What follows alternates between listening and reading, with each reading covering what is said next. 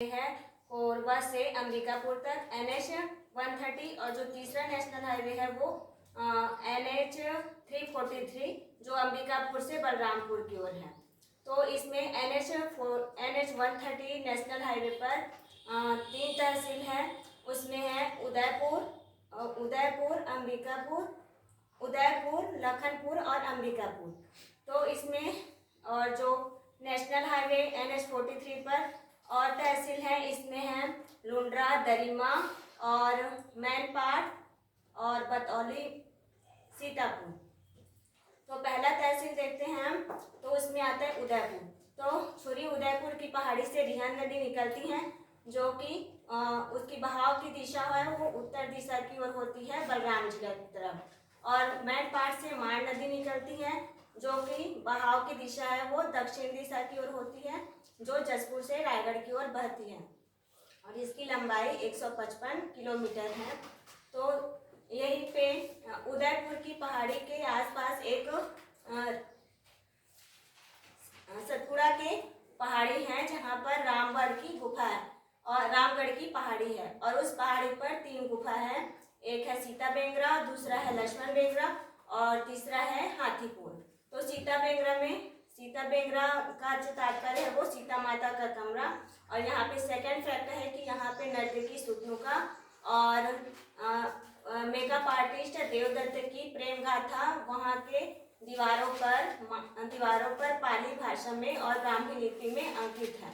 और तीसरा फैक्ट यह है कि यहाँ पर महाकवि कालिदास ने मेघदूत की रचना की थी। और सेकेंड गुफा है लक्ष्मण बेंगरा। तो लक्ष्मण बेंगरा का तात्पर्य है लक्ष्मण जी का कमरा। और जो तीसरा है हाथीपोल। तो हाथीपोल में एक ऐसी बड़ी सुरंग है जहाँ पर हाथी आसानी से आ जा सकता है और यहाँ पर कलचुरी कालीन तथा मौर्य कालीन के अभिलेख भी हैं।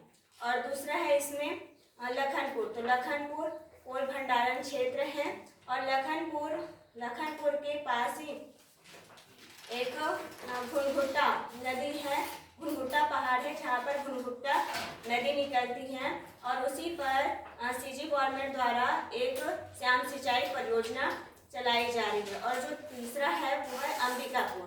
तो अंबिकापुर तहसील में एक गवर्नमेंट मेडिकल कॉलेज है जिसका नाम राजमाता देवेंद्र कुमारी श्रीदेव है और इसे छत्तीसगढ़ का क्लीनिंग के लिए टॉप सिटी के रूप में जाना जाता है। और यहाँ पर CG गवर्नमेंट द्वारा ऐसे होटल चलाए जा रहे हैं जिसका नाम है गार्बेज कैफे और इस संस्था का मुख्य उद्देश्य है कचरे के बदले भोजन देना। और यहीं पे एक गांव है कलचा भद्राही। तो कलचा भद्राही में प्राचीन शिव जी का मंदिर है और उस मंदिर को पंचायतन शैली में बनाया गया है और जिसे सामान्य भाषा में 7 महला मंदिर या 7 महल मंदिर कहते हैं। उसके बाद देखते हैं हम चौथा तहसील। तो चौथा तहसील है दरिमा। तो दरिमा में हवाई अड्डा है और उस हवाई अड्डा का नाम है माँ महामाया हवाई अड्डा। और उसी के थोड़े पास में एक जगह है जहाँ पर पत्थरों का झुंड है और उन पत्थरों को किसी ठोस वस्तु से ठोकने पर वहाँ पर ठिन ठिन की आवाज़ आती है, जिसे ठिनठिनी पत्थर कहते हैं। और चौथा तहसील है उसमें बतौली और 5वां है मैनपाट। तो मैनपाट को छत्तीसगढ़ का शिमला कहते हैं और इसे छत्तीसगढ़ का शिमला इसलिए कहते हैं क्योंकि यह सर्वाधिक ठंड वाला क्षेत्र है। और यहाँ पर तिब्बतियों का शरणार्थी स्थल है जो 1962 में यहाँ पर शरण लिए थे। और इसकी जो चोटी है वो 1152 मीटर है। और यहाँ पर fish point, Mehta point, tiger point और जर्जरी पॉइंट 2 एकड़ क्षेत्र में फैला हुआ है, जो कि क्या है, भूकंपीय क्षेत्र है और वहाँ पर कंपन होता है। और यहाँ की कृषि देखें तो यहाँ पर आलू, ताऊ और कारपेट की खेती होती है। तो फिर यहाँ पर उससे संबंधित छोटे छोटे कारखाने हैं। तो यहाँ छोटे छोटे कारखाने, तो यहाँ गवर्नमेंट की तरफ से यहाँ पर आलू और ताऊ के लिए प्रसंस्करण केंद्र भी है। और यहाँ पर सेब का भी उत्पादन होता है। और छत्तीसगढ़ का पहला एक जगह है सेब के उत्पादन के लिए, वो है मैनपाट।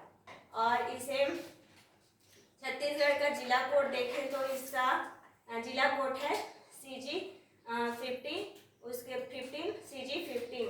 और उसके बाद देखते हैं हम पांचवा जो है, इसका पांचवा तहसील है लुंड्रा, बतौली और अंबिकापुर। 3 विधानसभा क्षेत्र है।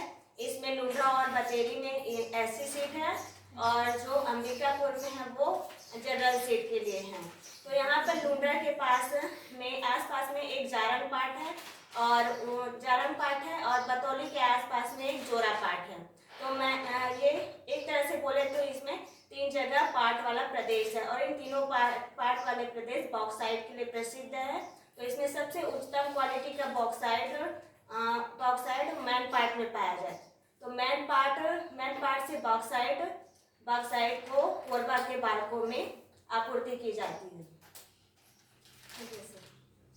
ठीक, इनके लिए एक बार क्लैपिंग करते हैं।